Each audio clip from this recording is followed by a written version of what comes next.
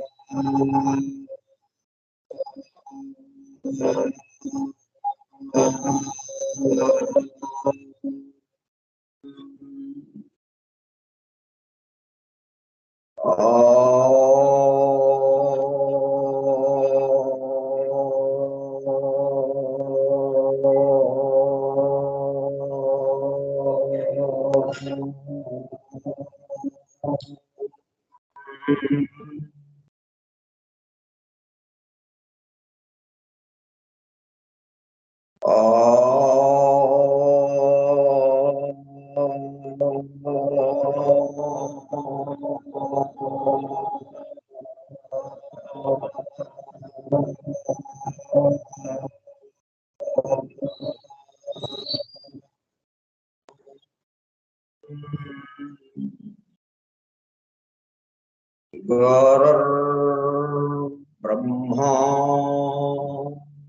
गुरुर्विष्णुः गुरुर्देवो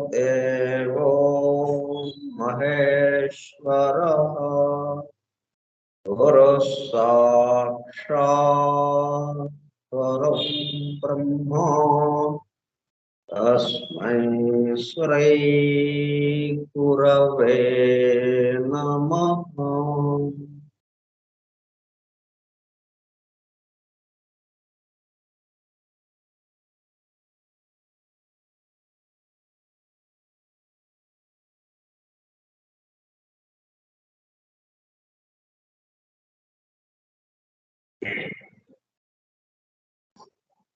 Vasudeva, hallelujah.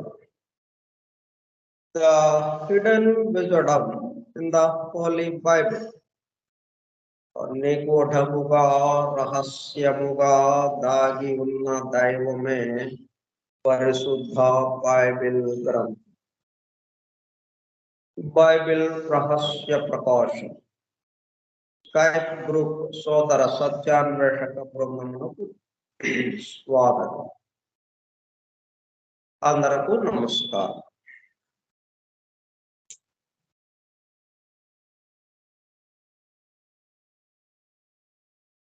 ఈ విషయాలు కొందరికి తెలిసి ఉండడం, కొందరికి తెలియకుండా ఉండడం, చెప్పినా కానీ మాత్రం దాన్ని పట్టించుకోకుండా ఉండడం, కొందరేమో చెప్పిన తర్వాత అట్లాగాని మరలా వాళ్ళు అర్థం చేసుకోవడం, ఇలాగా జరుగుతుంది. అందరం ఒక చోటే ఉన్నాం, ఈ సృష్టిలోనే ఉన్నాము, కానీ ఎందుకు ఈ తేడా వస్తుంది?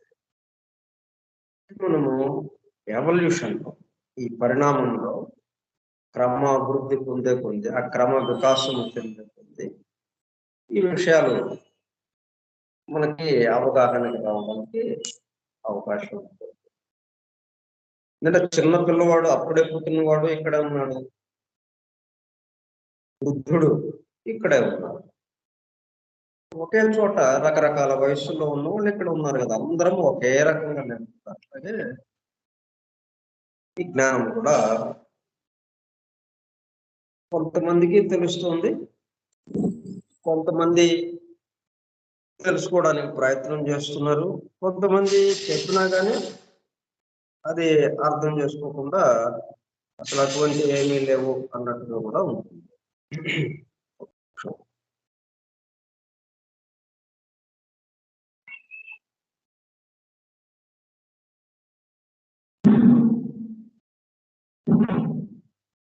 నిన్న మనం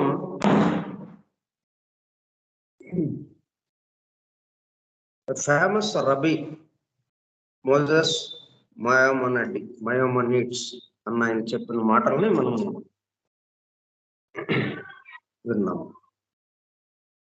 రబీ అంటే ఎక్స్పౌండర్ ఆఫ్ లా, అంటే మనకి న్యాయశాస్త్ర కోవిదుడు అనమాట. దాంట్లో యూదు మతానికి సంబంధించినటువంటి న్యాయశాస్త్ర కోవిదుడు. అట్లాగే లీడర్ ఆఫ్ సినగాగ్. ఆయన సినగాగ్ అంటే యూదుల ప్రార్థనా మందిరం. ఆ ప్రార్థనా మందిరానికి నాయకుడు అనమాట ఆయన. ఓ పూజారిలాగా మనకి. కాబట్టి ఆ యూదు మతానికి సంబంధించిన పూర్తి విషయాలైన ఎంతో లోతుగా పరిశీలించి ఈ మాటలు చెప్పాడనమాట. Every time you find in our books a tale, the reality of which seems impossible, ఏ కథ చదివినా అది చాలా అసాధ్యము అని మనకు అనిపించింది అంటే, a story which is a repugnant to both reason and common sense, అట్లాగే హేతువాదానికి, హేతుబద్ధతకి, తర్కానికి, అలాగే ఇంగిత జ్ఞానానికి నిలవకుండా ఉన్నటువంటిది ఏదైనా కథలు ఉన్నాయి అంటే, then be sure that the tale contains a profound allegory. ఏమాత్రము అనుమానం లేదు దాంట్లో. ఆ కథలో ఎంతో నిగూఢమైనటువంటి విషయము దాగి ఉన్నది. సత్యము, దైవము, ఆ వెలుగు దాంట్లోనే దాగి ఉన్నది. Allegory whiling a deeply mysterious truth. And the greater the absurdity of the letter, the deeper the wisdom of the spirit. ఆత్మ జ్ఞానము, ఆత్మ జ్యోతి దాంట్లో వెలుగుతూ ఉంది లోపల. మనకి ఈ కథలన్నీ కూడా ఎంత అసంభావ్యంగా, అసందగ్ధంగా, నమ్మటానికి వీలు లేకుండా ఉంది అని ఏవైతే ఉన్నాయో అవన్నీ కూడా మనల్ని సత్యం కేసి తీసుకువెళ్ళేవి, సత్య దర్శనం చేర్పించేవి. కాబట్టి వాటికి ప్రాధాన్యత ఇస్తూ వాటిని తోసివేయకుండా వాటిల్లోనే వెతకండి అని చెప్పి ఆయన యొక్క స్వానుభవం. ఎందుకు అట్లా చెప్పగలిగాడు? వాటినే పరిశీలించాడు ఆయన జీవితం అంతా. పరిశీలించి అప్పుడు ఆయనకు అందింది ఆ వెలుగు దర్శించాడు ఆయన. అందువల్ల అంత ఖచ్చితంగా చెప్పగలిగాడు ఆయన. సరే, the testimony of early authorities. Testimony అంటే దీనికి మరి ప్రామాణ్యత ఏంటి? ఇంకా ఆయన కనిపిస్తే మరి మన అందరము నమ్మాలా? ఇట్లాగే కదా ఇవన్నీ చేర్పులు, మార్పులు, ఇవన్నీ మార్పులు చేయటము, కొత్తవేమో చేర్చటము, కొన్ని తొలగించటము, ఇలాగ ఎందుకు చేశారు? వాళ్ళు తెలివి తక్కువగా ఏం చేయలేదు కదా. వాళ్ళకి ఏదో అందిందని చెప్పి మాకు ఇంట్యూషన్గా, అంతర్వాణిగా మాకు అది అనిపించిందని ఆ పద్ధతిలో చేశారు వాళ్ళు. కాబట్టి ఎవరు చెప్పింది మనం నమ్మటానికి వీలుంది. ఏంటి అట్లా మరి ఆ సాక్ష్యం ఏంటి? సాక్ష్యం లేకుండా మనం ఒకదాన్ని నిర్ధారించడానికి, తీర్పు ఇవ్వడానికి అవకాశం. సాక్ష్యాధారాలు చాలా అత్యవసరమైనవి. సాక్ష్యాధారాలు లేకపోతే కేసు కొట్టివేయబడుతుంది. సరైన సాక్ష్యాధారాలు లేకపోవడం వల్ల హత్య చేశారని తెలుస్తోంది. కానీ న్యాయమూర్తి ఏం చేస్తున్నాడు? సాక్ష్యాధారాలు లేవు దానికి. దాంతో తగిన సాక్ష్యాధారాలు లభించనందున ఈ కేసు కొట్టివేయడం అని న్యాయమూర్తి తీర్పిస్తాడు. ఇట్లా సాక్ష్యాలు చాలా ప్రధానమైనవి. మరి వీళ్ళు చెప్పే విషయానికి ఏమిటి సాక్ష్యాలు, దృష్టాంతం, ప్రామాణ్యం, ఆ టెస్టిమనీ ఏంటి? ఆఫ్ ఎర్లీ అథారిటీస్ అంటే మనకి ప్రాచీన కాలం నుంచి వస్తున్నటువంటి వీటి మీద ఈ పవిత్ర గ్రంథాలకి సంబంధించి వాళ్ళు ఎవరైతే చెప్తూ వస్తున్నారో ఆ అధికారికంగా, ప్రామాణికంగా వాళ్ళు ఎవరైతే ఉన్నారో వాళ్ళ యొక్క ఆ సాక్ష్యం కానీ, దృష్టాంతం కానీ ఏమిటి, వాళ్ళు చెప్పిన విషయం ఏమిటి, అది ఇప్పుడు మనం చూద్దాం. ఇట్లా దీంట్లో ఇక మనకి అనుమానం లేకుండానే ఉంది. ఇట్లా కథలు ఉన్నాయంటే ఈ కథల వెనుక దాగి ఉన్నది అసలైన రహస్యము అని ఒక అభిప్రాయానికి వచ్చాం. అయితే దీన్ని ఎందుకు మనం ఈ అభిప్రాయానికి రావాలో కూడా మనకి ఖచ్చితమైనటువంటి సాక్ష్యాలు కావాలి మనకి. అప్పుడు కానీ మనం దీన్ని నమ్మటానికి లేదు. కాబట్టి వాటి గురించి ఇక్కడ వివరాలు ఇవ్వబడుతున్నాయి మనకి. The testimony of early authorities. ఆ ప్రామాణ్యాన్ని, ఆ దృష్టాంతాన్ని, ఆ సాక్ష్యాన్ని మనకి అధికారికంగా ధృవీకరించే వాళ్ళు అంతకుముందు ప్రాచీనులు ఎలా ధృవీకరించారో ఆ విషయాలు మనం ఇప్పుడు తెలుసుకుంటున్నాం. The secret meaning of the scriptures is again openly confessed by Clement. ఇప్పుడు ఈ పవిత్ర గ్రంథాల్లో ఉన్నటువంటి రహస్యార్థాలు, నిగూఢంగా దాగి ఉన్నటువంటి విషయాలు ఓపెన్లీ కన్ఫెస్డ్ మళ్ళీ కొంతమందికి అందజేయబడ్డాయి ఈ మధ్య కాలంలో. ఎప్పటి నుంచో ఉంది, ఎప్పటి నుంచో అర్హత గల వాళ్ళకి అందిస్తూనే వస్తున్నారు. అట్లాని బాహాటం చేయకుండా, అందరికీ వెల్లడి చేయకుండా, అర్హత ఉన్న వాళ్ళకి అన్నట్టుగా కొంత శిక్షణ పొందిన వాళ్ళకి, కొంత సాధన చేసిన వాళ్ళకి, వీళ్ళకి అర్హత ఉంది, వీళ్ళు పవిత్రులు అన్న వాళ్ళకి మాత్రమే ఇవి అందజేస్తూ వస్తున్నారు పురాతన కాలం నుంచి. ఈ మధ్య కాలంలో మరలా ఆ విధంగా ఓపెన్లీ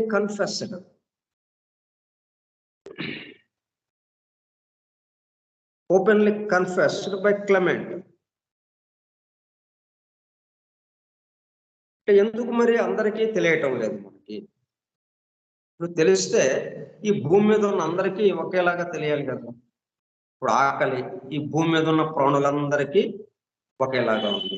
ఊపిరి పీల్చటం, వదలటం, శ్వాసక్రియ ఈ భూమి మీద ఉన్న ప్రతి ప్రాణికి, అది చిన్నదవన ఉండి, పెద్దదవన ఉండి, చిన్న దోమ నుంచి పెద్ద ఏనుగు దాకా, మానవుల్లో మళ్ళీ పుట్టిన వాడి దగ్గర నుంచి చనిపోయే వాడి వరకు, ఇలా అన్ని రకాల వాళ్ళు ఈ భూమి మీద ఉన్నటువంటి,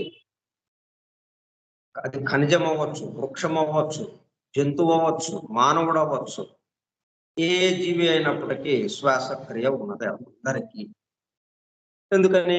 ఈ చోటులో శ్వాసక్రియ ఉంది కాబట్టి. ఇదంతా అందరికీ సమానంగా ఉంది. అలాగే ఆకలి అందరికీ సమానంగా ఉంది. మరి ఈ జ్ఞానం దగ్గరకు వచ్చినప్పటికల్లా ఎందుకు సమానంగా లేదు? ఎందుకు తెలియటం లేదు? ఇది కొంతమందికే అందజేయాల్సిన అవసరం ఎందుకు వచ్చింది?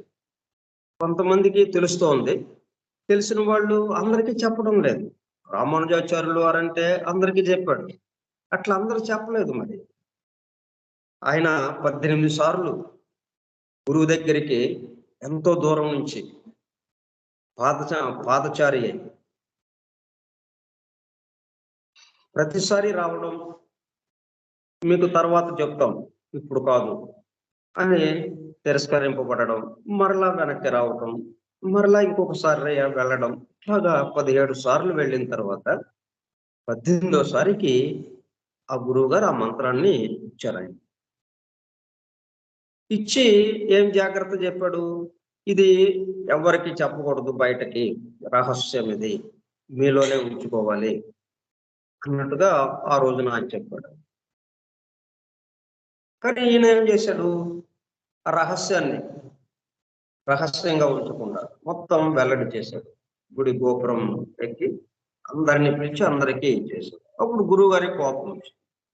ఎట్టిట్లాగా చేసావు అంటే, నరకానికి పోయేది నేను ఒక్కడనే కాబట్టి, వీళ్ళందరూ స్వర్గానికి వెళ్తారు కాబట్టి, వాళ్ళందరి కోసం నేను ఇట్లాగా చేశాను అని చెప్తాడు ఆయన. సరే అట్లా అయితే అందరూ ఆ మాదిరిగా బాహాటం చేయలేదు. వాళ్ళకి అలా రహస్యంగానే ఉంచుతూ వస్తున్నారు పరంపరగా. క్లెమెంట్ దగ్గరకు ఈ మధ్య కాలంలో క్లెమెంట్ కూడా, అంటే అలెగ్జాండ్రియాకి సంబంధించి, అంటే మన గ్రీకు దేశానికి సంబంధించి అలెగ్జాండ్రియాలో ఒక పెద్ద విశ్వవిద్యాలయం లాంటిది ఉంది ఆధ్యాత్మిక విద్యకి సంబంధించి. పైథాగరస్ అని, అరిస్టాటిల్, ప్లేటో వీళ్ళందరూ కూడా అక్కడ, సోక్రటీస్ అక్కడ శిక్షణ పొందిన వాళ్ళు. మనకి ఎట్లాగైతే నలంద, తక్షశిల అనే విశ్వవిద్యాలయాలు ఉన్నాయో అట్లాగా అక్కడ కూడా ఉంది. అక్కడ ఉన్నటువంటి ఒక ఆయన క్లెమెంట్ అన్న ఆయన, ఓ తత్వవేత్త, ఏం చెప్పాడంటే, మిస్టరీస్ ఆఫ్ ద ఫెయిత్, ఈ విశ్వాసానికి సంబంధించినటువంటి, దైవానికి సంబంధించినటువంటి ఈ నిగూఢ రహస్యాలు ఏవైతే ఉన్నాయో, are not to divulge to all. అందరికీ చెప్పబడలేదు, అందరికీ బాహాటంగా వెల్లడి చేయబడలేదు. ఇవి పరిమితంగా అర్హత ఉన్న వారికి మాత్రమే అవి చెప్పబడ్డాయి.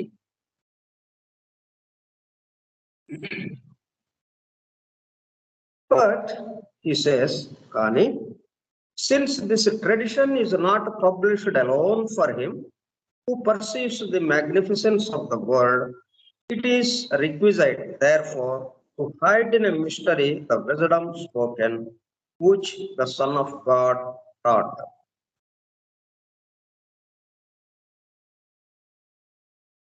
అయితే ఇది నా ఒక్కడికే చెప్పి మిగతా అందరికీ చెప్పకుండా ఉన్నారా?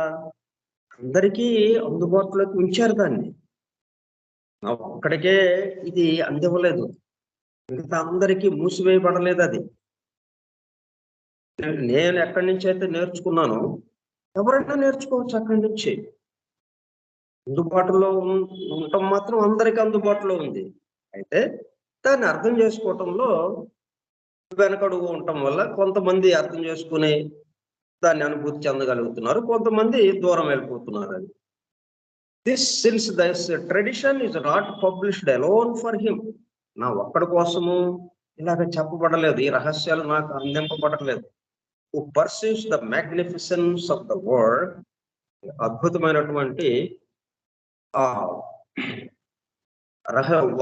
వాక్యం,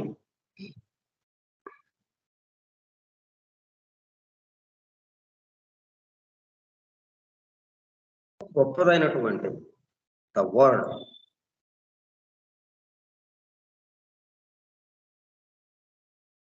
దైవవాణి. It is requisite, therefore, to hide in a mystery in the wisdom spoken, which the Son of God taught. అయితే నేర్చుకున్న వాళ్ళందరూ కూడా దాన్ని దాయటానికే, అంటే ఆ మాదిరిగా రహస్యంగానే ఉంచుతూ వస్తున్నారు. To hide in a mystery the wisdom spoken, which the son of God taught. దైవ కుమారుడు ఏవైతే నేర్పాడో వాటిని అందరికీ వెల్లడి చేయటం జరగటం లేదు. తెలిసిన వాళ్ళు వాళ్ళు రహస్యంగానే ఉంచుకుంటున్నారు. ఆ మాదిరి తెలిసిన వాళ్ళు తెలిసినట్టుగా అందరికీ వెల్లడి చేస్తూ వస్తుంటే ఇప్పుడు అందరికీ అందుబాటులోకి వచ్చేసేది. కానీ అట్లాగా చేయకుండా తెలిసిన వాళ్ళకి ఏమవుతుందో అది రహస్యంగానే ఉంచుతున్నారు. మనం రామానుజాచార్యులు చేసినట్టు చేయకుండా, not less explicit is Origen with regard to the Bible and its symbolical fables. ఆయన ఏం చెప్తున్నాడంటే, ఆరోగన్ ఆయన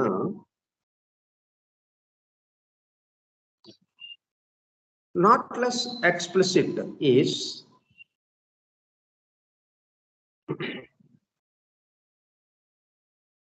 with regard to the Bible and its symbolical fables. ఈయన కొంచెం ఆ విషయాలు బయటపెట్టడానికి కొద్దిగా ప్రయత్నం చేశారు. If we hold to the letter, he exclaims, and must understand what stands written in the law after the manner of the Jews and common people, then I should blush to confess aloud that it is God who has given these laws. Then the laws of men appear more excellent and reasonable. అంటే వీటిని చదివిన తర్వాత మరి కథలన్నీ అట్లాగే ఉన్నాయి కదా, మనకి పవిత్ర గ్రంథాల్లో ఉన్న కథలన్నీ కూడా. ఈయన ఏం చేస్తున్నాడంటే ఇవన్నీ ఏంటి, దైవము ఇచ్చినటువంటి న్యాయ సూత్రాలు, వీటిని పాటించవలసిన సూత్రాలు, న్యాయబద్ధంగా ఎలా జీవించాలో ఇచ్చినటువంటి సూత్రాలు అన్నట్టుగా కదా మనకి పవిత్ర గ్రంథం. అందుకే అది నిబంధన అన్న పేరు పెట్టారు, టెస్టమెంట్. కాబట్టి అయితే నేను జాగ్రత్తగా గమనించింది ఏంటి అంటే, ఈ ఓరెగన్ అన్న ఆయన చెప్పేది, then I should blush to confess aloud that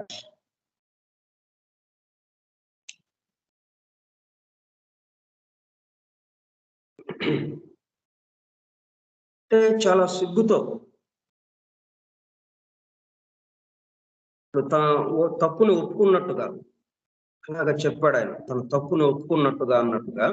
అంటే అక్కడ ఉన్న విషయంలో ఉన్న తప్పుని బహిరంగంగా ఒప్పుకున్నట్టుగా అలౌడ్ చాలా బిగ్గరగా చెప్పాడు ఏమని? That it is God who has given these loss.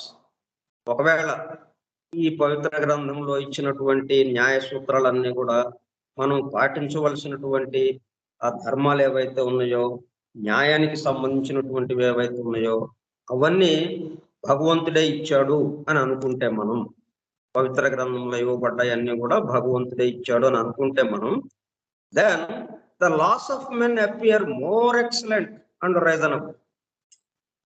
తేల్చి పారేశాడు అనమాట. నాకేమనిపిస్తుందంటే మనం మానవులం ఏర్పాటు చేసుకున్నటువంటి నియమ నిబంధనలు, న్యాయ సూత్రాలు, శిక్షా స్మృతి, ఇట్లాగా మనం ఏమైతే ఏర్పాటు చేసుకున్నామో ఇవి చాలా మెరుగ్గా ఉన్నాయి. ఆ పవిత్ర గ్రంథాల్లో ఆ దైవం ఇచ్చాడని చెప్తున్నటువంటి ఆ న్యాయ సూత్రాల కన్నా మానవులంగా మనం పెట్టుకునే చాలా చక్కటిగా ఉన్నాయి. ఇవి చాలా గొప్పగా ఉన్నాయి. More excellent and reasonable. అంటే హేతుబద్ధంగా అవి తర్కించడానికి వీలుగా, విశ్లేషించడానికి వీలుగా, మనము అంగీకరించడానికి వీలుగా మానవులం ఏర్పాటు చేసుకున్నవే చాలా మెరుగ్గా ఉన్నాయి. అట్లా అంత పొరపాటుగా మనం అర్థం చేసుకోవడానికి వీలుగా ఈ పవిత్ర గ్రంథంలో ఇవ్వబడ్డ విషయాలన్నీ ఉన్నాయని ఈయన తేల్చి చెప్పినట్టు అయిందనమాట. అంటే బైబిల్లో ఉన్న విషయాల కన్నా మనం మానవులం ఏర్పాటు చేసుకున్న విషయాలే చాలా గొప్పవి అన్నంతగా ఆయన చెప్పుకుంటా వచ్చాడు. What man of sense he writes will agree with the statement that the first, second, and third days in which the evening is named and the morning were without sun, moon, and the stars, and the first day without a heaven.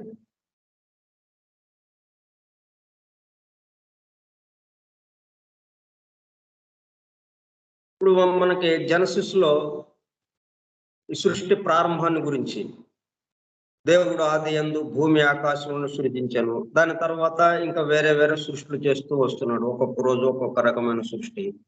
3 రోజులకి ఎట్లాగా ఉంది? First, second and third days. ఈ 3 రోజుల్లో 3 రోజులని మనం ఎలాగ చెప్తాము? సూర్యోదయం అవ్వాలి, సూర్యోదయం అయిన దగ్గర నుంచి పగలు గడవాలి, ఆ తర్వాత రాత్రి రావాలి, సూర్యుడు అస్తమించి రాత్రి రావాలి, అప్పుడు ఈ 2 కలిపి ఒక రోజు అంటాం మనం. లేకపోతే పగలుని పగలు, రాత్రిని రాత్రి అంటాం. ఈ 2 కలిపితే కదా మనకు ఒక రోజు అయ్యేది. ఒక రోజు సృష్టి పూర్తయింది అంటే పగలంతా సృష్టి చేశాడు యాక్టివిటీ, రాత్రి విశ్రాంతి తీసుకున్నాడు. అది కదా, అది ఒక ఒక రోజుకి సంబంధించి. అట్లా first day, second day, third day. ఇప్పుడు ఈ 3 రోజులు మనం లెక్క వేయాలంటే సూర్యుడు ఉండాలి. సూర్యుడు ఉదయించడం ఉండాలి, సూర్యుడు అస్తమించడం ఉండాలి. ఇప్పుడు అవేమి లేవు. అప్పటికి సూర్యుడు రాలేదు, చంద్రుడు రాలేదు, నక్షత్రాలు లేవు. ఇవి లేకుండా రోజులని ఎలాగ చెప్పగలిగారు వీళ్ళు మరి?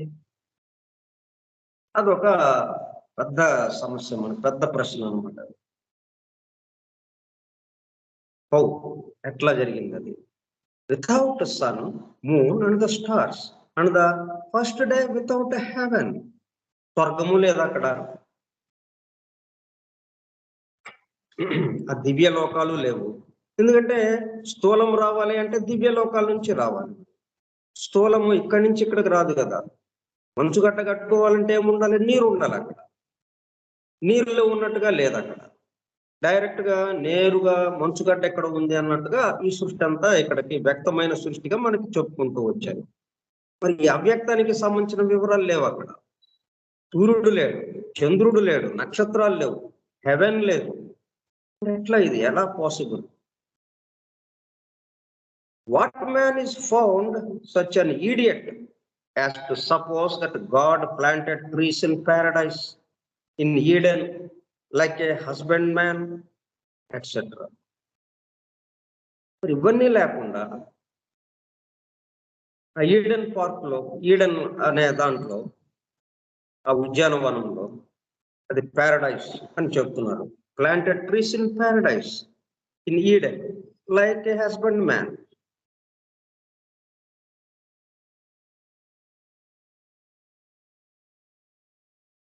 మరి ఎట్లాగా ఇది? ఒక పిచ్చివాడిలాగా, ఒక మందబతి లాగా, ఒక సాధారణ వివేచన శక్తి లేనివాడు చేసే పనులుగా ఇవన్నీ ఉన్నాయి. ఒక ఈడియట్. ఈడియట్ అంటే మనం పిచ్చివాడు, మందమతి, అంటే సాధారణ వివేచన శక్తి లేనివాడు. పిచ్చి పిచ్చి పనులు ఎలాగా చేస్తుంటాడో వాడు చేసినట్టుగా ఇదంతా ఉంది. అంటే బైబిల్‌లో ఇవ్వబడ్డ విషయాలు ఇవి. ఈ విషయాలు మనము పరిశీలిస్తున్నప్పుడు, మనం చదువుతున్నప్పుడు మనకొచ్చే భావం ఇది. మనకి ఇలా కలుగుతోంది. I believe that every man must hold these things for images under which hidden sense lies concealed. కాబట్టి ఇప్పుడేంటంటే every man must hold these things for images. ఇది ప్రతిబింబంగా, ఒక ఆకారం లాగా, ఒక ప్రతిబింబం లాగా, ఒక ఊహలాగా మనము భావిస్తే under which hidden sense lies concealed, అంటే దాని అడుగున హిడెన్ సెన్స్ లైస్ కన్సీల్డ్, ఒక రహస్యమైనటువంటి విషయం ఏదో దాగి ఉన్నది దాంట్లో అన్నది అర్థమవుతుంది. లేకపోతే ఈ మాదిరిగా ఇట్లాగా బైబిల్లో రాయడం మామూలు వేరే ఎవరెవరో గ్రంథాల్లో రాశారంటే అది వాళ్ళకి సంబంధించింది కాబట్టి, ఒక వ్యక్తికి సంబంధించింది కాబట్టి వాడేదో పిచ్చోడు రాసుకున్నాడు అని చెప్పి మనం పక్కన పెట్టేస్తాం. మరి బైబిల్ కదా ఇది, పవిత్ర గ్రంథం, దీంట్లో వ్రాయబడింది ఇట్లాగా.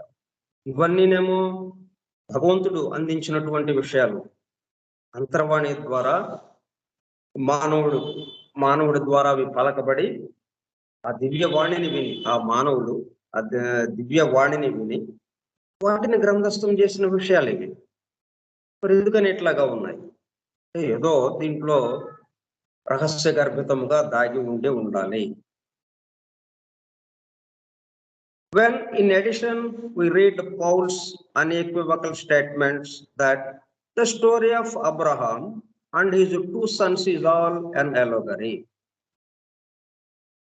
అట్లాగే ఇంకొక ఆయన యొక్క స్టేట్మెంట్ అన్ఈక్వివకల్ స్టేట్మెంట్, అంటే స్పష్టంగా అనమాట, ఏమీ అనుమానం లేకుండా ఆయన ఒక ప్రకటన చేశాడు పౌలు.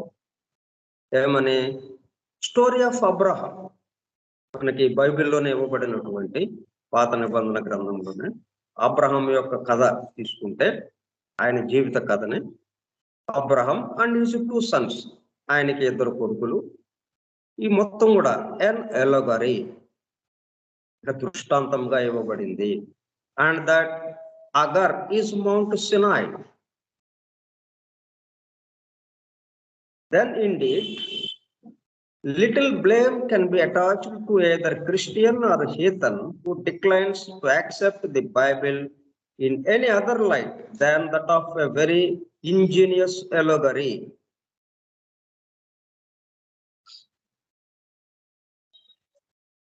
Little blame can be attached to either Christian or heathen.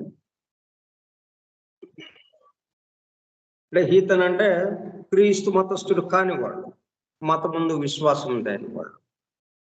Christian మతానికి సంబంధించిన వాళ్ళైనా, క్రీస్తు మతాన్ని నమ్మి క్రీస్తును నమ్మి ఆ మతంలో చేరి ఆ మతస్థుడుగా అనుసరిస్తున్న వాళ్ళైనా కానీ, లేక నమ్మకం లేని వాళ్ళు, ఆ మతాన్ని వ్యతిరేకించిన వాళ్ళు కానీ, who declines to accept the Bible,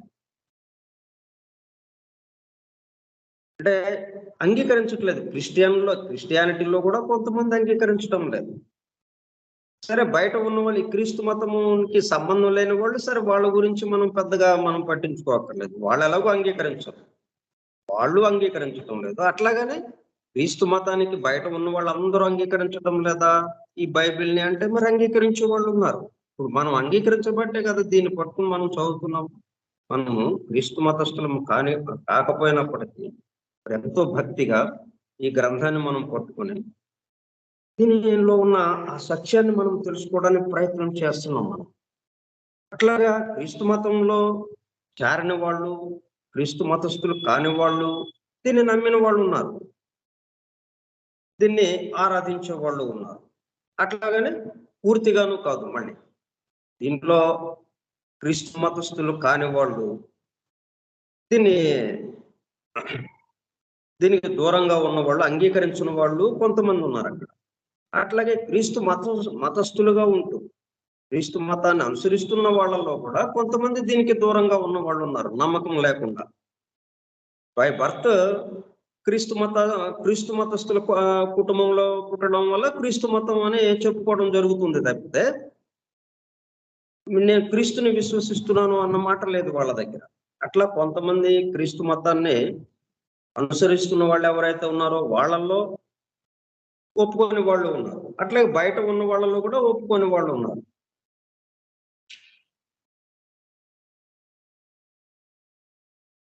Who declines to accept the Bible, అంటే ఈ బైబిల్ని అంగీకరించకుండా తోసివేసే వాళ్ళు ఉన్నారు. In any other light than that of a very ingenious ఎలోగరీ.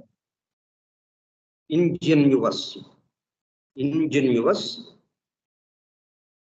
ఎలోగరీ than that of a very ingenious allegory.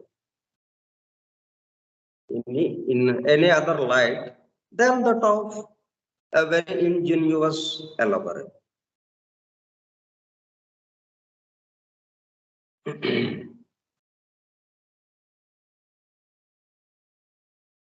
అంటే ఈ విషయాలు అర్థం కాకపోవటం, ఇంజనీయస్ ఎలోగరీగా ఉన్నవి ఇవి, రహస్యార్థంతో నిగూఢార్థంతో కూడి ఉన్నవి అన్న విషయం తెలియకపోవటం వల్ల దాన్ని వాళ్ళు దూరం అవుతున్నారు దానికి. Rabbi Samuel ben Jokai, the compiler of the Yohar, never imparted the most important points of his doctrine otherwise than orally and to a very limited number of disciples. అట్లాగే రబీ అంటే మనం ఇందాక చెప్పుకున్నాం కదా, యూదు మతానికి సంబంధించినటువంటి న్యాయశాస్త్ర కోవిదుడు. అట్లాగే యూదు ప్రార్థనా మందిరానికి సంబంధించినటువంటి వాళ్ళ నాయకుడు, ప్రార్థనా మందిరానికి సంబంధించినటువంటి అక్కడ సమూహానికి నాయకుడుగా ఉన్న వాళ్ళని రబీ అంటారు. ఆ రబీలో అంటే యూదు మతానికి సంబంధించి పూర్తిగా అతని జీవితాన్ని, మొత్తం జీవితం అంతా ఇక దానికి సంబంధించిన విషయాలతోనే పరిశీలిస్తూ దానికి సంబంధించిన పనులే చేస్తూ ఉండేవాడు. అటువంటి వాళ్ళు అంటే ఆ బైబిల్కి సంబంధించి ఎంతో లోతుగా వాళ్ళు పరిశీలించి దాంట్లో ఉన్న సత్యాన్ని వాళ్ళు వెనక్కి తీసి దాన్ని అనుభూతి చెంది వాళ్ళు ఏమన్నారంటే, the compiler of the Zohar never imparted the most important points of his doctrine. అయితే వీళ్ళకి తెలిసిన విషయాలు బయటికి చెప్పడం తక్కువగా ఉంది, చాలా పరిమితంగా. నెవర్ ఇంపార్టెంట్, దాదాపుగా చెప్పలేదు అనే మనం అనుకోవాలి. దాంట్లో ఉన్నటువంటి చాలా కీలకమైన విషయాలు ఏవైతే ఉన్నాయో. అదర్వైజ్ దాన్ ఓరల్లీ, కాకపోతే తన దగ్గరికి వచ్చిన వాళ్ళకి నోటి ద్వారా చెప్పడం, మాట ద్వారా వాళ్ళకి అందించడమే తప్పితే గ్రంథస్థంగా చేయడం కానీ అందరికీ అందుబాటులోకి తేవడం కానీ అలాగా చేయలేదు ఆయన. అంటే దీనికి సంబంధించిన పూర్తి వివరాలు ఆయన దగ్గర ఉన్నాయి. ఆయన మొత్తానికి ఆ వివరాలన్నిటినీ ఆయన సేకరించగలిగాడు, ఆయన అనుభూతి చెందగలిగాడు. నిగూఢంగా రహస్యముగా దాగి ఉన్న విషయాలతో నిండి ఉన్నది ఇది అన్నది ఆయనకు అర్థమైంది. కానీ వాటికి సంబంధించిన వివరాలు మాత్రం ఎవరికి బయట పెట్టలేదు. తన దగ్గరికి వచ్చిన వాళ్ళకి మాత్రం అర్హత గల వాళ్ళకి అన్నట్టుగా వాళ్ళ వరకే ఓరల్గా and to a very limited number of disciples. తన శిష్యులు అనుకుని తనతో తిరుగుతూ అర్హత ఉంది ఇతనికి అని అనుకున్న వాళ్ళకే ఆ విషయాలు వివరించడం జరిగింది. మరి అటువంటప్పుడు ఇక అందరికీ బాహాటంగా ఎక్కడ ముందుకు అందుతాయి? దీనికి సంబంధించి టెస్టిమనీ ఉంది. సాక్ష్యాలు, ఆధారాలు. ఇది దీంట్లో బైబిల్ నిండా ఎట్లాగైతే మనము అసాధ్యాలు, జరగని విషయాలు, ఊహా కల్పితాలు అనేవి ఏదైతే అనుకుంటున్నామో ఆ కథల నిండానే, ఆ కథల గర్భంలోనే ఈ రహస్యము, ఈ దైవము అక్కడ రహస్యముగా ఉన్నది అన్న విషయం కూడా తెలిసిన వాళ్ళు ఉన్నారు. అయితే వాళ్ళు ఎక్కువ మందికి చెప్పకుండానే అది అలాగా జీవితాలు వెళ్ళిపోయినాయి. వాళ్ళ తర్వాత తరాలు వెళ్ళిపోయినాయి. వాళ్ళ తర్వాత తరాలు వెళ్ళిపోయినాయి. వాళ్ళు అలా చెప్పుకున్నారు అని అంతవరకే మనకు వచ్చింది. కానీ ఏం చెప్పుకున్నారో మనకు రాలేదు. అలాగా చెప్పబడేది వాళ్ళకి, వాళ్ళ శిష్యులకి అలా రహస్యాలు బోధిస్తుండేవాళ్ళు. బాహాటంగా ఎక్కడ ఎవరికి మిగతా వాళ్ళకి చెప్పేవాళ్ళు కాదు అన్న విషయమే వచ్చింది. కానీ మనకి ఇప్పటికీ మనకు అందింది ఏంటి? అలా చెప్పుకునేవాళ్ళంట. ఏం చెప్పుకున్నారో తెలియదు మనకి.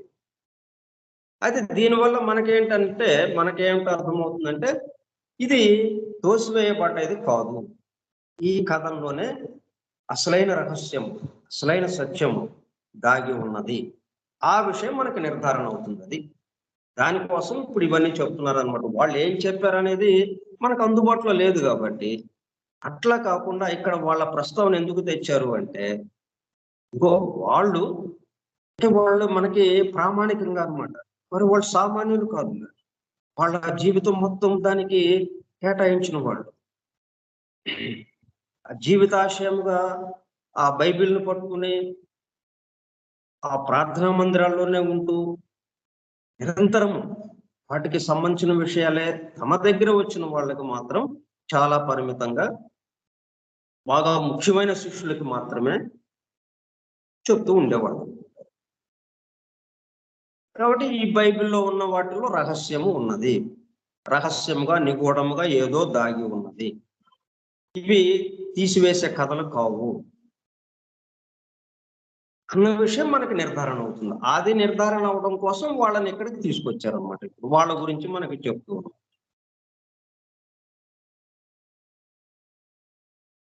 Therefore, without the final initiation into the Merkava, the study of the Kabbalah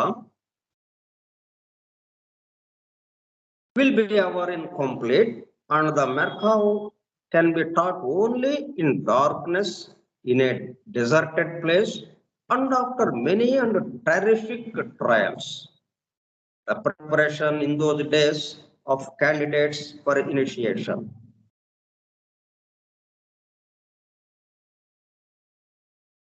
initiation మరి మనకు ఎట్లాగా, మనకి ఎలా జరిగింది ఇనిషియేషన్? అట్లా ఇంకా మనకి చాలా తేలిగ్గా జరిగింది. పూర్వకాలంలో చాలా అత్యంత కష్టభూయిష్టంగా ఉండేది. అటువంటి ఇనిషియేషన్ దీక్ష పొందిన వాళ్ళకి మాత్రమే ఈ రహస్యాలు అందజేసేవాళ్ళు. Without final initiation into the Merkava, the study of the Kabbalah will be ever incomplete. అప్పుడు కబాలా శాస్త్రాన్ని వాళ్ళకి నేర్పేవాళ్ళు. కబాలా శాస్త్రం అంటే యూదు మతానికి సంబంధించినటువంటి రహస్యార్థాలని వివరించగలిగినటువంటి శాస్త్రం అది. ఏవేవైతే నిగూఢంగా, రహస్యంగా దాగి ఉన్నదో ఒక్కొక్క దాంట్లో ఆ విషయాల్ని అది వివరించగలిగిన శాస్త్రం. అంటే ఈ సృష్టి రహస్యాలన్నిటినీ గుంభనంగా ఎట్లాగైతే మామూలు సాధారణమైనటువంటి మన జీవిత సన్నివేశాలతో ఎలాగా కూర్చారో దీంట్లో, వాటిల్లో నుంచి ఆ సృష్టి రహస్యాల్ని మనకు అందజేయగలిగింది కబాలా శాస్త్రం. ఆ కబాలా శాస్త్రంలోకి ప్రవేశించాలి అంటే ఇనిషియేషన్ కావాలి. ఆ ఇనిషియేషన్ పొందిన వాళ్ళకి, ఆ ప్రథమ ఉపదేశ దీక్ష పొందిన వాళ్ళకి మాత్రమే ఆ కబాలాలోకి ప్రవేశం కలిగేటట్టు చేసేవాళ్ళు. కబాలా మనం చదివితే ఏం అర్థం కాదు. మరి మన ఎదురుగానే ఉంది కబాలా. బైబిల్ మన ఎదురుగానే ఉంది కదా, ఏం అర్థమైంది మనకి? ఇట్లాగే అది కూడా వాటిల్లో విషయాలు అర్థం అవ్వాలి అంటే ఇట్లా ఉపదేశ దీక్షలోకి ఎవరైతే తీసుకున్నారో వాళ్ళ వరకే ఆ మాదిరిగా అందుబాటులోకి వచ్చేదన్నమాట. ఈ విషయాలను ఎందుకు చెప్తున్నారంటే వీటిల్లో రహస్యముగా నిగూఢముగా దాగి ఉన్న విషయాలు ఉన్నాయి అని ఒక ప్రామాణికంగా ఒక నిర్ధారించడం.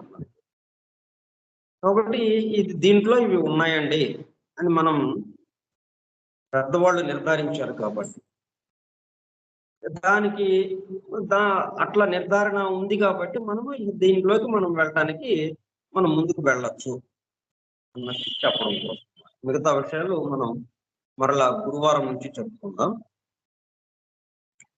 స్వస్తి ప్రజాభ్యః పరిపాలయంతాం న్యాయేణ మార్గేణ మహిం మహిషాః ఓ బ్రాహ్మణేభ్యః శుభమస్తు నిత్యం లోకా సమస్తా సుఖినో భవంతు లోకా సమస్తా సుఖినో భవంతు లోకా సమస్తా సుఖినో భవంతు.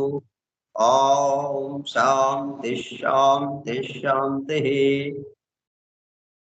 ఓపికగా ఉన్నటువంటి సోదర సజ్జాన్వేషక బృందమునకు ధన్యవాదాలు. Thank you all. Thank you sir. అప్పుడేమో నేర్చుకోవడానికి మొత్తం ఎగబడేవాళ్ళు, ఎవరికి చెప్పేవాళ్ళు కాదు. చాలా కొద్ది మందికి మాత్రమే, అది కూడా ఎన్నో పరీక్షలు పెట్టి వాళ్ళని ఎన్నో పరీక్షలకి గురి చేసి, కఠిన పరీక్షలకి పర్వాలేదు వీడు అర్హత ఉంది వీడికి అన్నప్పుడే అది చెప్పబడేది.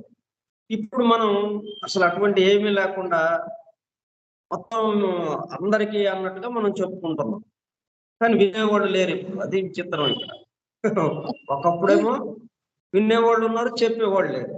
ఇప్పుడేమో చెప్పేవాళ్ళు ఉన్నారు, వినేవాళ్ళు లేరు. అంటే శాస్త్ర సాంకేతిక రంగాలు అటువంటి పరిస్థితిని తీసుకొచ్చింది అనమాట. ఎందుకు శాస్త్ర సాంకేతిక రంగాలని ఇటువంటి పరిస్థితికి తీసుకొచ్చారు అంటే అప్పుడు మతం యొక్క పట్టు, ఈ రహస్యాలు, రహస్య గర్భితాలు ఇటువంటివన్నీ ఎగిరిపోవటానికి మొత్తం బాహాటంగా రోడ్డు మీద పెట్టి మనం ప్రదర్శిస్తున్నట్టుగా అయినా కానీ దానివల్ల ఏమీ ప్రమాదం లేదు అన్న దాంట్లోకి తీసుకురావడం కోసం ముందు శాస్త్ర సాంకేతిక రంగాలు అభివృద్ధి అయ్యేటట్టుగా ఏర్పాటు చేసి ఇప్పుడు దీన్ని ఇక వదిలేశారనమాట బాహాటంగా. నెమ్మదిగా దాని వైపు నుంచి ఇటు వైపుకి వస్తారు. Okay. Vasudeva hallelujah. Vasudeva hallelujah. Thank you sir.